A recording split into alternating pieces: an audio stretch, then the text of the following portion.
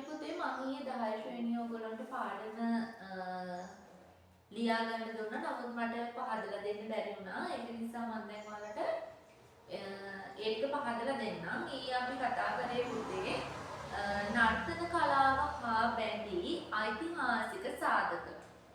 එතකොට පුතේ ඓතිහාසික සාධක ගත්තහම එක එක යුගවල තියෙනවා.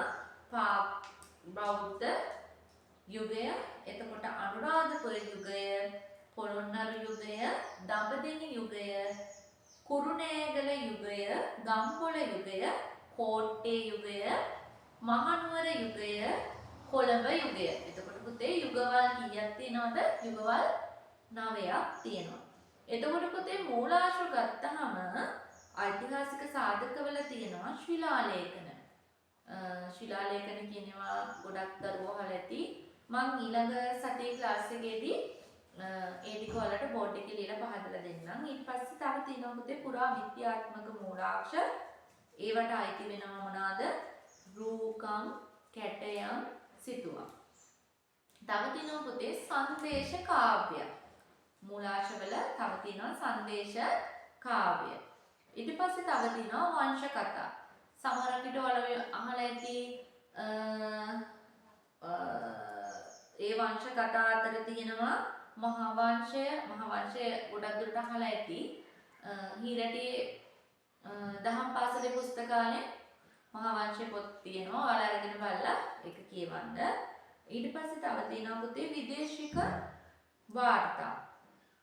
ආයි තියෙනවා දේශාටන වාර්තා. විදේශික වාර්තා කියවම විදේශීය පිළිබඳ එන වාර්තා. ඊට පස්සේ තව තියෙනවා දේශාටන වාර්තා. තව තියෙනවා පුතේ ජනප්‍රවාද තියෙනවා, ජන ශ්‍රැති තියෙනවා. එතකොට පුතේ අපි වංශ කතා ගත්තහම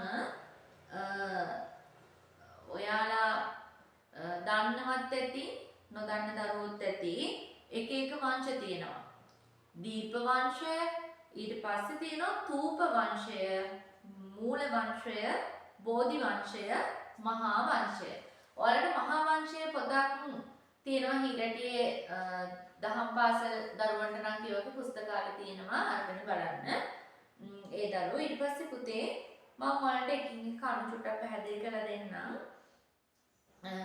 පස්සන සියවසේ විසූ මහා නාම නම් මහා විහාරයක භික්ෂුව විසින් රචනා කර ඇත. දැයේ වංශ කතාව ලෙස හඳුන්වයි. එම ඒ කෘතිය දැයේ වංශ කතාව ලෙස තමයි හඳුන්වලා තියෙන්නේ. එතකොට ක්‍රිස්තු පූර්ව 6 වෙනි සියවසේ සිට වර්තමානයේ දක්වා ශ්‍රී ලංකාවේ ලිඛිත ඉතිහාසය මහා වංශයට ඇතුළත්ය. තව බැලුවොත් පුතේ තියෙනවා පාලි භාෂාවෙන් ලියවුණු ඓතිහාසික කාව්‍යයක් තමයි මේ කාව්‍ය.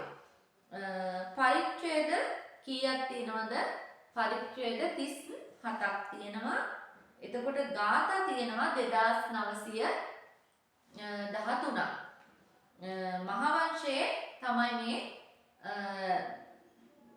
පරිච්ඡේද 37කුත් ගාථා 2913ක් තියෙනවා පුතේ මහා වංශයේ අන්තර්ගත වෙලා. ලබන සතියේනකොට මට පුළුවන් නම් පුතේ ඔයාලා දහම් පාසලෙන් ඉඳ පොත අරගෙන ඊළඟ සතියේනකොට මහා වංශයේ පොත පොඩක් අරගෙන එන්න. මම ඊගෙනකොට ඒ පොත මේව කළා ඔයාලට තව ටිකක් පහදලා දෙන්නම් ඈ. රාජපෞලේ කුමන්ත්‍රණ මහා තූපය හා ජලාශ ගොඩනැගීම පිළිබඳ කතාව සාමාන්‍ය ජන ජීවිතය පිළිබඳවද තොරතුරු මහා වංශයේ ඇතුළත්ය.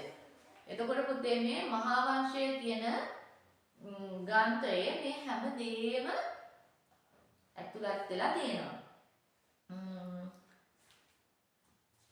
එතකොට තව මම ලියා ගන්න දෙන්න ඇති.